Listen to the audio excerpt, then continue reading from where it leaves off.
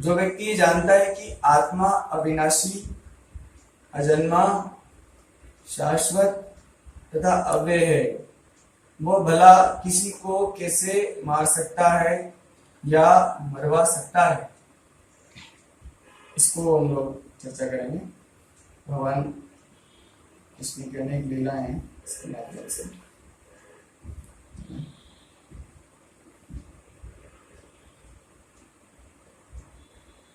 हाँ, तो हम जानते हैं कि इसमें क्या है, महाभारत का युद्ध के बीच की घटना चल रही है।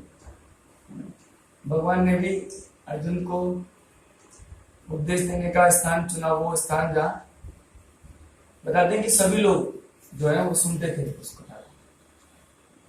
ऐसा वर्णन प्राप्त होता है।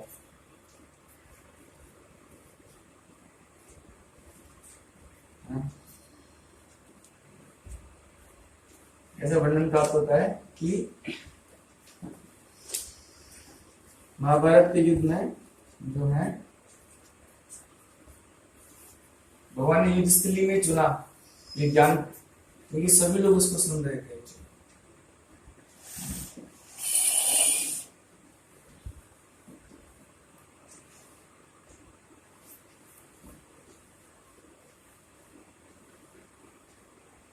भगवान सबको बेनिफिट देना चाह रहे थे, इसलिए भगवान जो है, जैसे हमने सुना था महाप्रभु जी चैतन्य महाप्रभु किस तरह से प्रचार करते थे। तो महाप्रभु जी जगन्नाथपुरी से दक्षिण भारत गए थे, तो बस एक भक्त को टच करते थे, वो भक्त अपने गांव जाता था और सब लोग को भक्त बना देता था। अच्छा प्रोसेस है। फिर महाप्रभु जी किसी भगवान फिर दूसरे गांव में जाते थे, वहां कोई भक्त को टच करते थे, गांव में अंदर एंटर नहीं करते थे, बस टच करते थे, वो जिसको टच करता था वो भक्त हो जाते थे। भगवान का ये होलसेल टेक्निक इसी पर लगता है कि भगवान चैतन्य महाप्रभु भगवान है। तो भगवान का हमेशा ये रहता है कि वो कुछ मास करना चाहते हैं, बड़ा कुछ करते हैं भगवान, है ना। जैसे कि जब भगवान चैतन्य जो है उन्होंने सार्वभौम जी को भक्त बनाया और उसके द्वारा पूरे जगन्नाथपुरी को भक्त बना दिया, है ना। भगवान ने, है ना, क्या नाम है प्रभु जी उनका, प्रकाशानंद सरस्वती जो थे, प्रकाशानंद सरस्वती जो थे, उनको भक्त बनाया और पूरे बनारस को भक्त बना दिया, क्योंकि उनके अंडर में 10,000 शिष्य। तो भगवान का मतलब ऐसा, इसलिए भगवान का हर कार्य अद्भुत है, भगवान का हर कर्म अद्भुत है। जन्म कर्म चमे दिव्य एवं जो वेदी तत्वता, जो भगवान के जन्म को समझ लेता है, कर्म को समझ लेता है, वो भगवान के नाम चले जाता है। तो यहाँ पर भी जो है भगवान अर्जुन को कह रहे हैं कि तुम सोच रहे हो कि तुम किसी को मार सकते हो या मैं किसी को मरवा रहा हूं, दोनों बातें भगवान ने कही इसमें। भला कोई किसी को कैसे मार सकता है, कम घाते थी अंतिकम, कथम स पुरुष पार्थ कम घाते थी अंतिकम। ना तो मैं किसी को मरवा सकता हूं अर्जुन, और ना ही कोई किसी को मार भी सकता है। तो दोनों आरोप नहीं लगते फिर कि भगवान किसी को मरवा नहीं रहे हैं और अर्जुन किसी को मार नहीं रहा है ना। तो फिर क्या हो रहा है, उद्धार हो रहा है ना। तो आज हम वो सारे असुरों के बारे में पढ़ेंगे, कौन सा असुर कहाँ गया, कैसे गया, बड़ा सुंदर लिख गया प्रभु जी ने, बड़ा अच्छा लगा मेरे को पढ़ के, बहुत खुशी हुई। तो पहले ये देखेंगे कि जब भगवान ने असुरों को हत्या करवाया, हत्या नहीं वध करवाया, वध करना मतलब अलग है, हत्या से अलग है। वध मतलब होता है उद्धार। हम पढ़ते ना वो कंस वध लीला या फिर केसी वध लीला, ये वध है मतलब उद्धार की लीलाएं। तो बताते हैं कि भगवान जब असुरों का वध करते हैं तो 4 बेनिफिट होते हैं। कितने? 4 फायदे पहुंचते हैं। पहला फायदा कि इस पृथ्वी का कष्ट दूर हो जाता है। जैसे कि हम जानते हैं कि भगवान कृष्ण के आने से पहले पृथ्वी खुद गाय का रूप लेके ब्रह्मा जी के पास गई थी कि मैं इन लोगों का पाप अब सहन नहीं कर सकती, आप कुछ करिए। तो ब्रह्मा जी सभी देवताओं को लेकर क्षीर सागर के निकट गए थे। बोले प्रभु बहुत समस्या है, बहुत दुष्ट असुर उत्पात मचा रहे हैं। इवन असुर क्या है ना, सिर्फ ऐसा नहीं कि वो असुर थोड़े स्पेशल कैटेगरी है। जैसे भगवान गीता में क्या है कि नमाम दुष्कृतिनो मूढ़ा प्रपद्यन्ते नराधमा माया प्रज्ञान आसुरम भावम आश्रिता। 4 तरह के जो लोग होते हैं वो मेरा भक्ति नहीं करते। दुष्कृति ना होते हैं वो बुरे कर्म करने वाले थे, लेकिन बुरे कर्म करने वाले में 4 कैटेगरी। मूढ़ा, नमाम दुष्कृतिनो मूढ़ा प्रपद्यन्ते नराधमा, जो नर में अधम है, जिनका माया से ज्ञान ले लिया, तीसरी कैटेगरी। और चौथी कैटेगरी असुर। इसमें जो सबसे ज्यादा पापी होते हैं ना, कैटेगरी वाइज है, मूर्ख जो होता है मूर्ख वो कम पापी होता है। उसके बाद नराधम उससे ज्यादा पापी होता है। माया प्रज्ञान ज्यादा पापी होता है। और सबसे ज्यादा पापी होता है असुर। इन तीनों 4 कैटेगरी, जिसमें स्टार्टिंग की 3 कैटेगरी के लोग भक्ति का विरोध नहीं करते। हमको भक्ति नहीं करना, बस हमें भक्ति नहीं करना है, लेकिन वो किसी को भक्ति को परेशान नहीं करते, ना ही भक्ति में क्रियाओं के लिए विरोध भी करते हैं। लेकिन जो असुर प्रकृति के हैं लोग, वो तो भक्ति का विरोध ही नहीं, जो भक्ति कर रहा है उसे मारपीट भी करते हैं। उनका यज्ञ भंग कर देते हैं, माला छीन लेते हैं। कोई माला कर रहा होता है तो कीर्तन जाके बंद करवा देते हैं। ऐसा स्टेशन पर देखो आपको कीर्तन करते हैं तो कभी कभी कोई पुलिस वाला आके कीर्तन बंद नहीं, क्या कर रहे हो, है ना। तो वो असुर कैटेगरी के लोग होते हैं। तो जो असुर लोग जब धरती में बढ़ जाते हैं तब बहुत बड़ा संकट हो जाता है, क्योंकि वो खुद तो भक्ति करते नहीं है और भक्ति के जो कर्म होते हैं ना उनको बंद भी करवा देते हैं। तो इसलिए माता पृथ्वी को ज्यादा दिक्कत थी। इसलिए ब्रह्मा जी के पास गई कि प्रभु ऐसी कुछ समस्या है, आप सोल्व कीजिए। अब ब्रह्मा जी तो बोलेंगे प्रभु मैं तो पालन करता नहीं, मैं तो सृष्टि करता हूं। पालन करता तो भगवान विष्णु है, तो वो पालन करने के लिए इस तरह से आते हैं, धर्म की रक्षा करने के लिए। तो पहला फायदा क्या है, इस महाभारत के युद्ध में अर्जुन को क्यों बोल रहे हैं भगवान कि असुरों का वध करो, दुष्टों का, क्योंकि पृथ्वी का भार कम हो जाएगा। दूसरा तो हाँ, अब ये लोग जो ना बुरे कर्मों के द्वारा समाज में जो शांति मचाते हैं और उत्पाद मचाते हैं वो दूर हो जाते हैं, है ना। जैसे बहुत उत्पाद मचाया है ना कौरवों ने, वो बताइए, है ना। द्रौपदी के साथ ऐसे करते हैं, घर जला देते हैं, क्या क्या नहीं करते हैं वो, है ना। तो बहुत बुरा आचरण रहा इनका। तो इसलिए भगवान चाह रहे थे कि इवन देखो इसको जरासंध को देखो आप, उसे क्या प्लानिंग था, देखो उसका प्लानिंग था कि 84 राजाओं को कैद करके, राजाओं को मतलब भाई किसी को युद्ध में हरा दिया तो ये होता है कि युद्ध में हारने के बाद आप उनको कर दे देगा आपको राजा, स्वीकार कर लेगा, ठीक है मैं कर दूंगा। लेकिन नहीं, उसको पकड़ के बंदी बना दी और सेंचुरी बनाना चाह रहा था वो कि 100 हो जाएंगे जब असुर तो 100 को मार दूंगा। इतना खतरनाक थे और सारे धार्मिक राजा थे। वो फिर भगवान कृष्ण ने भीम को लेके, है ना, भीम था और अर्जुन भी था उस समय, हाँ मारेंगे। उस समय अर्जुन ने नहीं कहा कि नहीं नहीं जरासंध को मत मारिए, ऐसे क्यों कर रहे हैं, नहीं बिल्कुल भीम ने, कितने दिन युद्ध चला, 12 दिन 15 दिन, हाँ काफी दिन युद्ध चला उनका और जरासंध को मार दिया भीम ने। और वैसा नहीं था कि उनको भगवान को राज्य चाहिए था या भीम को राज्य चाहिए था, नहीं, उन्होंने अपने उनके बेटे जरासंध के बेटे को ही राज तिलक कराया और राजा बना दिया। तो दूसरा काम उत्पाद बंद हो जाते हैं। सही बात है, उत्पाद मचा रहे हैं, नष्ट कर दो उनको, उत्पाद खत्म। क्योंकि उनको वो समझा नहीं सकते आप उनको। देखो भगवान ने प्रयास किया ना, भगवान शांति दूत बन के गए, नहीं समझे। संजय खुद गए शांति दूत बन के, नहीं समझे, है ना। इवन धृतराज मार समझाया दुर्योधन को, नहीं समझ रहे। अब ऐसे लोगों का तो इलाज साम दाम दंड, है ना, उनको दंड देना ही पड़ेगा।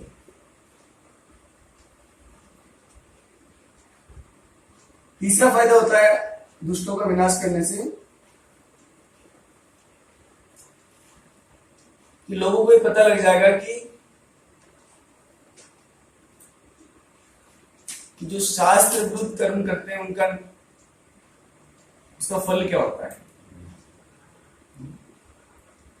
शास्त्रों के जो विरुद्ध है एक्टिविटीज, अगर कुछ लोग करें उसको तो उसका नतीजा है सर्वनाश। जैसे भगवान राम ने जब रावण को वध किया तो पूरे असुर साम्राज्य को ही नाश कर दिया। तो फल दुनिया को दिखाने के लिए कि दुष्टों का विनाश जरूरी है। चौथा फायदा क्या होता है? चौथा फायदा उस असुर को होता है। तीन फायदे तो समाज को हैं और चौथा फायदा जो होता है असुर के विनाश वध से, उस असुर को ही फायदा होता है। जब असुर को फायदा नष्ट करते हैं तो उसके पाप कर्मों के फल से उसे छुटकारा मिल जाता है। नहीं तो अगले जन्म में भुगतना पड़ेगा उसे। तो चार प्रकार के फायदे हो गए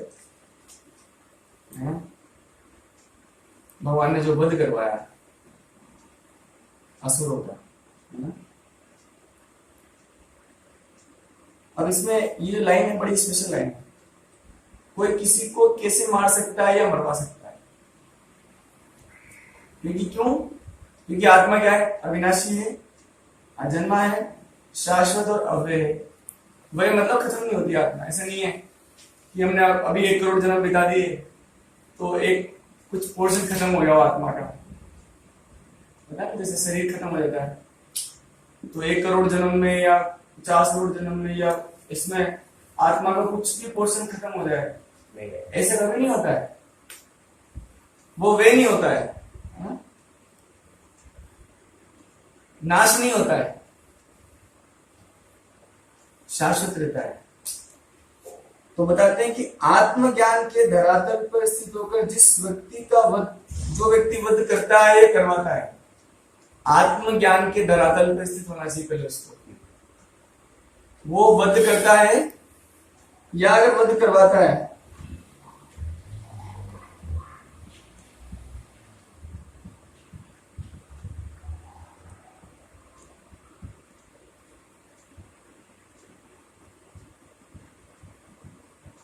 तो जिसका वध करवा रहे हैं उसको फायदा होगा। दूसरा, वध करने वाला पाप में लिप्त नहीं होगा।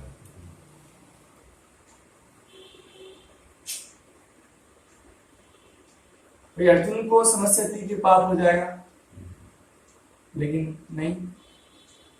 उदाहरण बताते हैं, जो आत्मज्ञान के धरातल पर स्थित है उसके लिए बात हो रही है यहाँ पे। वो अगर किसी का वध करवाता है किसी हायर बेनिफिट के लिए, है ना। जैसे उदाहरण है पशु बलि का प्रावधान देखिए। जो पहले पशु बलि दी जाती थी उसमें जो ऐसे क्वालिफाइड ब्राह्मण होते थे कि जिस पशु को वध किया जाता था या बलि चढ़ाते थे, उस पशु को डायरेक्ट ह्यूमन लाइफ में, या तो कई बार बताते हैं कि उसको इवन मुक्त भी कर देते थे डायरेक्ट, स्वर्ग लोक तक पहुंचा सकते थे। उस इतने क्वालिफाइड ब्राह्मण होते थे। तो उसकी हत्या नहीं कर रहे हैं बल्कि उसका उद्धार कर रहे हैं एक तरह से। उसे फिर मान ले कोई बकरी की योनि में है तो उसको अनेक योनियों के कष्ट, अनेक बार के जन्म भोगने पड़ेंगे, फिर उसको मनुष्य जीवन मिलेगा। तो उसको डायरेक्ट ही मनुष्य जीवन दे दिया जाता था। लेकिन ये कौन कर सकता था? जो आत्मज्ञान के धरातल पर। दूसरा उदाहरण, परशुराम जी ने अपनी माता को हत्या कर दिया था एक बार अपने पिताजी के कहने पर।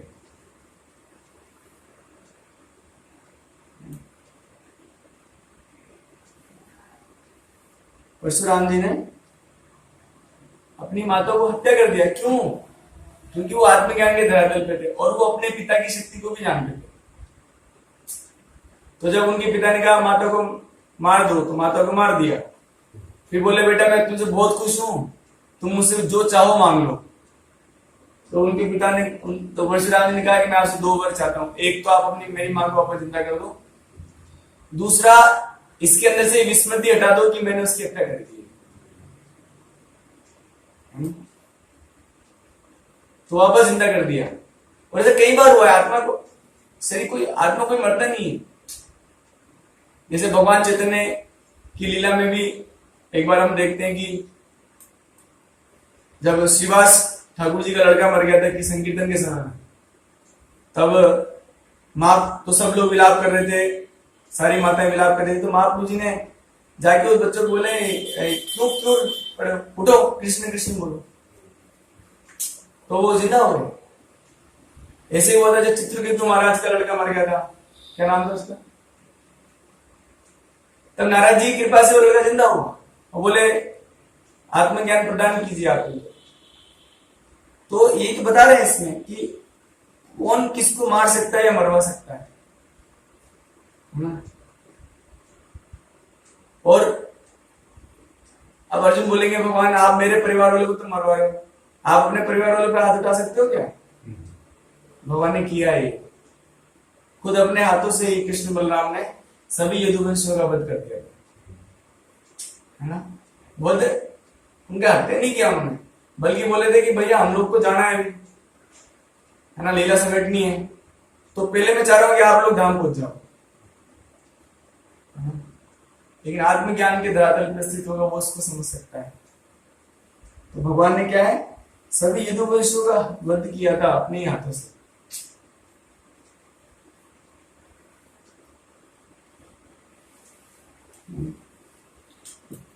इसलिए वृत्तासुर जी एक बात कहते हैं कि इंद्र जल्दी मारो,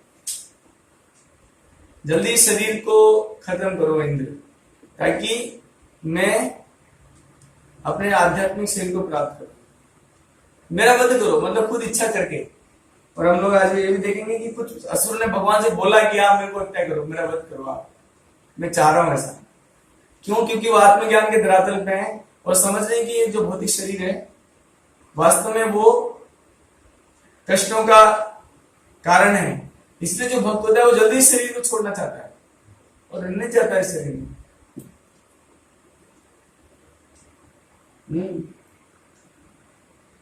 और उसको ऐसा मौका मिल जाता है कि मृत्यु के, जैसे कि परीक्षित महाराज जी थे, उनको पता लगा था कि 7 दिन बचे, तो वो तो प्रसन्न हो गए, बोले बढ़िया है, मुझे पता लग गया 7 दिन पहले। उनको पता है ना आत्मा नहीं मरता है, बोले मृत्यु के समय का अब नेक्स्ट जीवन की तैयारी कर लेनी चाहिए। मृत्यु आ गई है, 7 दिन बाद मृत्यु है, तो डरने की कोई बात नहीं, अब मुझे अच्छे से भजन करना चाहिए भक्ति भाव से, ताकि मुझे नेक्स्ट जीवन जो है, क्योंकि उनको पता है कि मृत्यु के बाद शरीर बदलेगा, मैं नहीं मरूंगा, है ना। जैसे अभी हम जाते हैं ना, स्टेशन जाते हैं तो ट्रेन में बैठते हैं, फिर दूसरे स्टेट पहुंच जाते हैं, मरते थोड़ी ना, ट्रेन बदल के दूसरे स्टेट में पहुंच जाते हैं। तो हम तैयारी करते हैं काफी कि वहां क्या करना है, क्या क्या करना है, ऐसे से करना है, वैसे से करना है, ये खाना पीने का देखना है, वहां पर बता देते हैं हमारे यहाँ, आप देखिएगा, सारी तैयारी कर लेते हैं। तो वैसे जो भक्त होते हैं तैयारी कर लेते हैं कि मृत्यु के बाद हमको इस तरह से ही जीवन बिताना है, हमको वो निश्चिंत रहते हैं। इसलिए वृत्तासुर जी को पता था जैसे शरीर छूटेगा मेरे को भगवान के पास जाना है। जैसे अगर किसी घर जाना है मान लो, और फिर सुबह बहुत दिनों बाद 2-3 साल 4 साल बाद कोई घर जाए, वैसे प्रेम नहीं है, हमको ऐसे जाते नहीं है, लेकिन प्रेम हो, अगर मान लो घर के प्रति प्रेम हो आपको, और आप घर जाना है और आपकी ट्रेन शाम को, तो आप सुबह से बेचैन हो रहे हो, कब घर जाऊंगा, कब घर जाऊंगा, कब घर जाऊंगा, है ना। तो भगवान का भक्त भी बेचैन होता है, इतना शाम तक वेट क्यों कर रहे हैं। अगर बोलेंगे यार अभी अभी कोई फ्लाइट मिले तो अभी पहुंच जाऊं 1 घंटे में, ऐसा होता है कि नहीं होता है।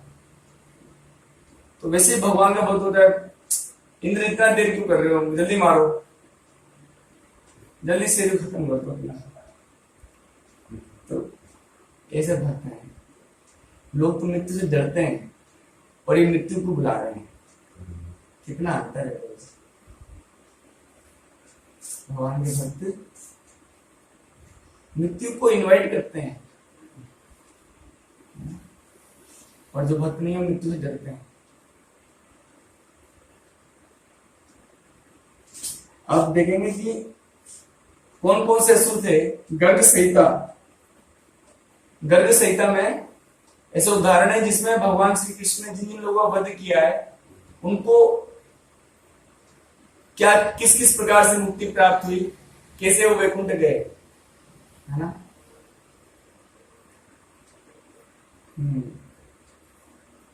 बताते हैं कि शक्तासुर है ना, जब भगवान कृष्ण जब छोटे से थे, एक बालक, तब वहां पर वो बर्थडे फेस्टिवल चल रहा था भगवान का, तब माता यशोदा ने उनको वो क्या बोलते हैं, छकड़ा क्या बोलते हैं, झूला पालने में सुला दिया था।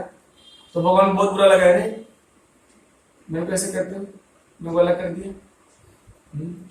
भगवान को आनंद चाहिए ना, भगवान को बहुत आनंद चाहिए, बहुत प्रेम चाहिए, वो अलग हम लोग इतना नहीं कर सकते भगवान से प्रेम। भगवान को कॉन्टिन्यूस प्रेम चाहिए, इतने प्रेम में भूखे रहो, चाहिए उनको प्रेम। अभी इतना से मेरे को तो तुम्हारे साथ रहना था, ये अलग करके क्यों पटक दिया मेरे को। भगवान को भी भक्तों की वो होती है, मतलब तड़प होती है। जैसे आज महाराज सुन रहा था मैं, वैष्णव महाराज बता रहे थे कि जब भगवान चैतन्य जब सार्वभौम भट्टाचार्य जी ने बता दिया था उनको कि ना आप जब जाएंगे दक्षिण भारत तो वहां पर एक रामानंद राय मिलेंगे आपको, तो राय रामानंद को आप ऐसे शुद्ध समझ के छोड़ मत देना, भगवान का बहुत शुद्ध भक्त है, जरूर मिलना उससे। तो महाप्रभु जी गोदावरी नदी के तट पे बैठ गए और वहां पर वो आए राय रामानंद राय, और रामानंद राय विशाखा सखी हैं और महाप्रभु जी राधा रानी के भाव में है, कृष्ण राधा कृष्ण दोनों ही है ना। तो राय रामानंद को देख के भगवान सहन नहीं कर पा रहे थे, सहन नहीं हो रहा था भगवान से कि कब पकड़ के गले लगा लो इसको, नहीं कर सकते ना से, वो तो विशाखा सखी है।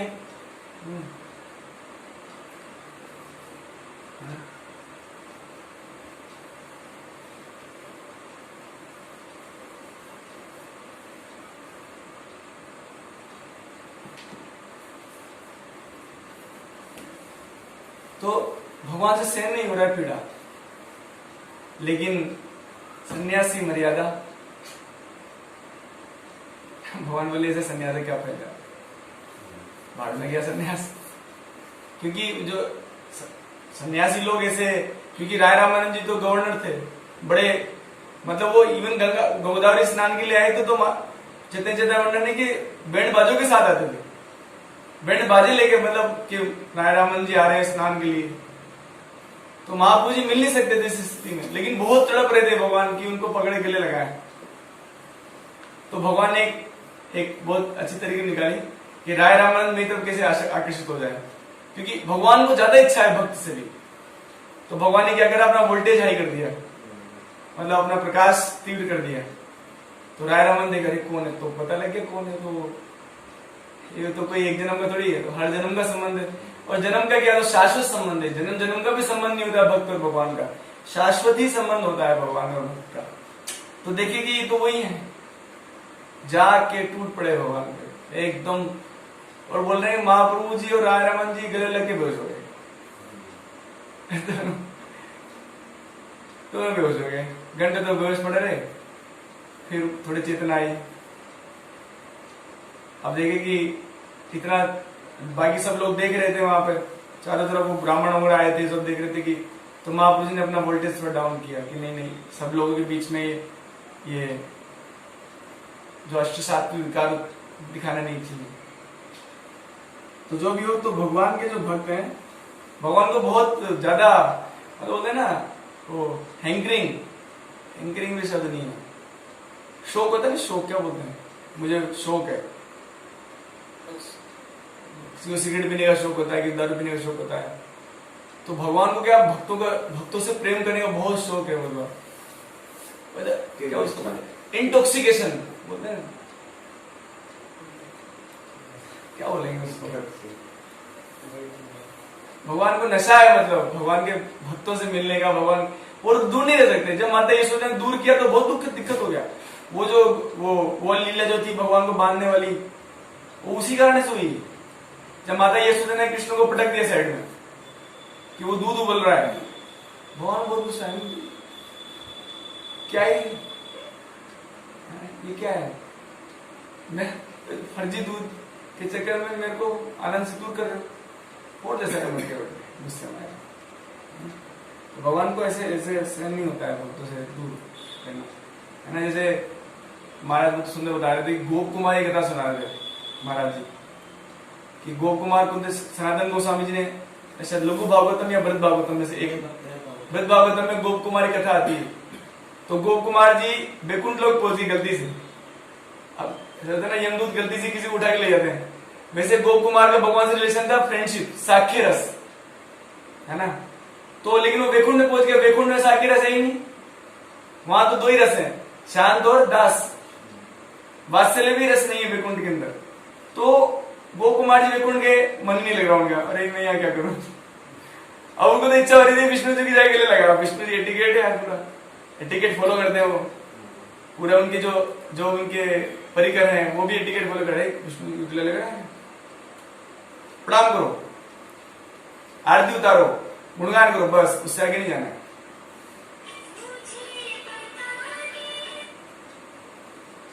उससे आगे उनको अच्छा नहीं लगा, तो ये क्या है, मेरे को तो गले लगना है उनके। तो फिर वहां से वो गोलोक वृंदावन पहुंचे, बड़ी कथा है। और गोलोक वृंदावन में पहुंचकर किसी पूछे वो कृष्ण कहाँ है, बोले वो तो अभी शाम को आएंगे, एक तो गोचारण के लिए शाम को वेट कर रहे बेचारे। और जब देख लिए कि भगवान कृष्ण आ रहे हैं, बलराम सारे गोपी उनको लेके गाय बछड़ों को लेके आ रहे हैं, और उनको कम टेंशन थी, भगवान को ज्यादा प्रॉब्लम हो गई। जब उसने गोप कुमार ने देखा तो कृष्ण को देख लिया, तो भगवान दौड़े उनकी तरफ, और भगवान दौड़ के उनको, अब गोप कुमार जी हमारे भौतिक जगत से वैकुंठ तक पहुंच के गोलोक वृंदावन तक पहुंचे, तो वर्णन है ना, सनातन गोस्वामी वर्णन बताते हैं कि भगवान ने जब उनको गले लगाया ना, वो गले लगा के बेहोश हो गए।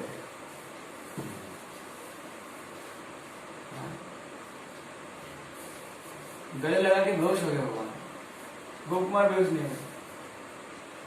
क्यों? तो महाराज बता रहे थे कि कोई जीव, जैसे एक माँ होती है, उसका एक बच्चा बिछड़ा जाता है, काफी समय से माँ से पूछ सकते हैं, वो कोई नहीं बता सकता, क्योंकि माँ के अंदर थोड़ा प्रेम है इस संसार में, अपने बेटे के प्रति माँ के, किसी के लिए अपने बेटे के लिए प्रेम होता है, और उसका बेटा मिल जाए उसको तो वो तो पागल ही हो जाएगी। और भगवान के अंदर जो प्रेम है वो तो लाखों करोड़ों गुना ज्यादा है माँ से।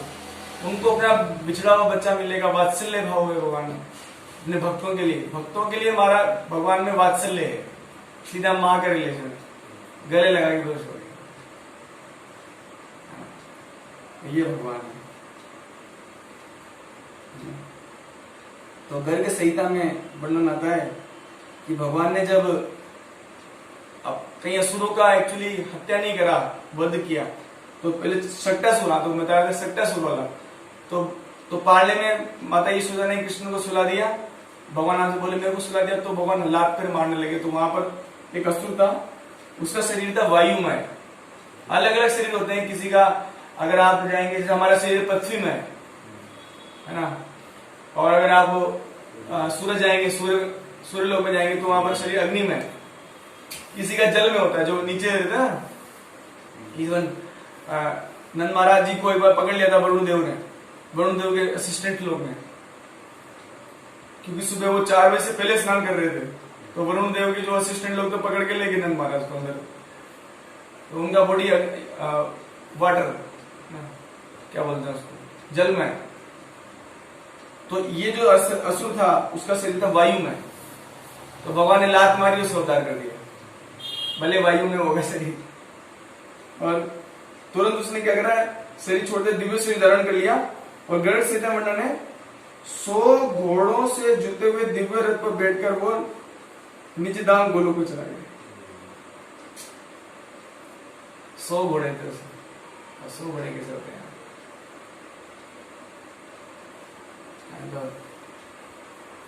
100 घोड़े, अब इतने सारे घोड़े की क्या जरूरत है पता नहीं है। लगता है वो कोई विरोध बीच में बोलेंगे ब्रह्मा जी कहाँ ले जा रहे हो उसको मैं भी नहीं क्या वो गोलोक वृंदावन इसको कहाँ ले जा रहे हो। तो जो भी हो भगवान की लीला है 100 घोड़ों से तो सक्कासुर का उद्धार हुआ। ऐसे फिर बताते हैं इवन बर्बरी की कथा देखिए आप, इच्छा करके बोला था मुझे मार दो। कैसे पढ़ते हैं यार। अपनी दादी माँ हिडिंबा से बचपन से कथा सुनते थे कृष्ण की, बहुत तीव्र इच्छा की भगवान कृष्ण मेरे को मिलना है, उनके साथ ही रहना है।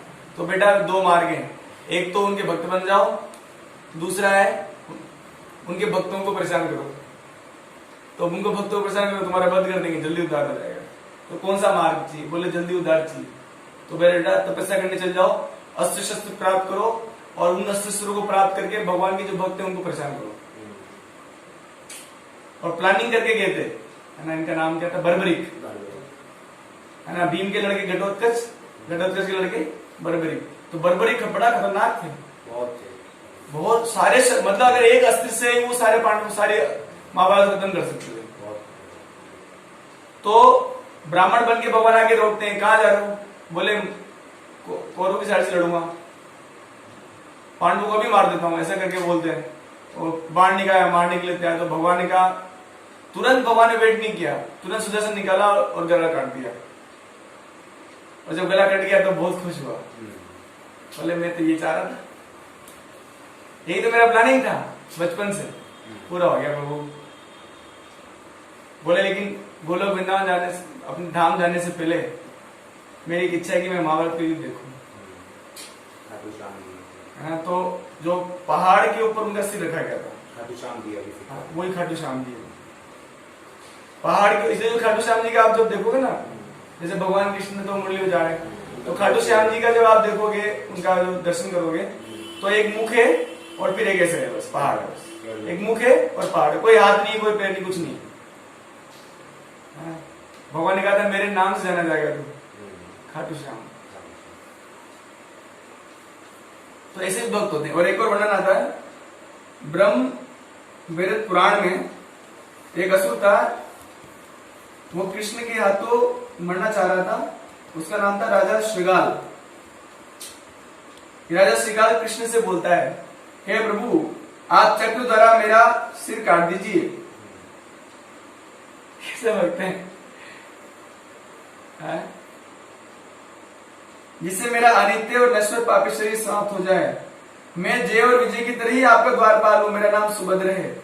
लक्ष्मी जी के शाप से मैं भ्रष्ट हुआ था, अब मेरे 100 साल पूरे हो चुके हैं, आप जल्दी से अपना सुदर्शन से मेरा सिर काट दीजिए। क्यों? भगवान बोले क्यों करूं ऐसा? क्योंकि ये भव सागर बड़ा भयंकर है, यहाँ बहुत कष्ट है, दुख है। अतः मैं अपने इस नश्वर देह का त्याग करके आपके ही वैकुंठ के 7वें द्वार पर जाऊंगा, वही मेरा घर है। बता भी दिया मेरा होम एड्रेस क्या है वैकुंठ में, कि जो 7वां द्वार है आपका वैकुंठ में, वहां का मेरा रेजिडेंस है। तो आप जल्दी कीजिए प्रभु, आप वेट मत कीजिए, सुदर्शन बुलाइए और जल्दी से, आने में भी टाइम लगेगा उसको, अब जल्दी कीजिए, अब सेकंड भी वेट नहीं हो रहा मेरे से। ऐसा भी वर्णन है।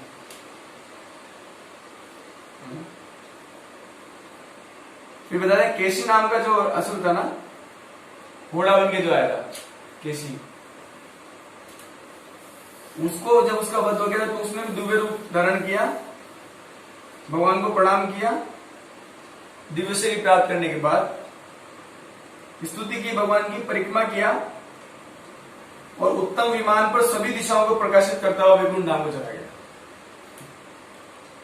अगर कोई मान लो यहाँ पर कोई लाइट हो जाए तो प्रकाश हो जाएगा सब जगह, तो प्रकाश हो जाएगा, सब लोग देखें वही जा रहे हैं वैकुंठ। उसके बाद कंस का जब वध हुआ था, उस समय के वर्णन है, कि सब गर्ग संहिता में है। तो जब कंस ने अपना शरीर छोड़ा था तो उसी समय विष्णु के समान 4 हाथ हो गए थे उसके, है ना। और 4 भुजा वाला शरीर धारण करके दिव्य विमान में बैठकर भगवान विष्णु के धाम चला गया उनकी सेवा के लिए। ऐसे कंस का उद्धार हुआ।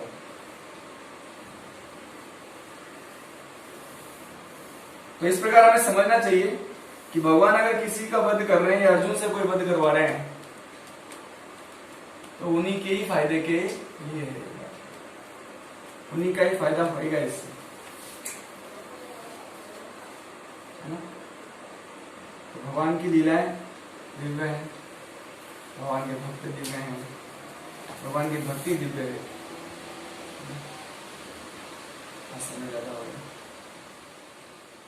श्रील प्रभुपाद की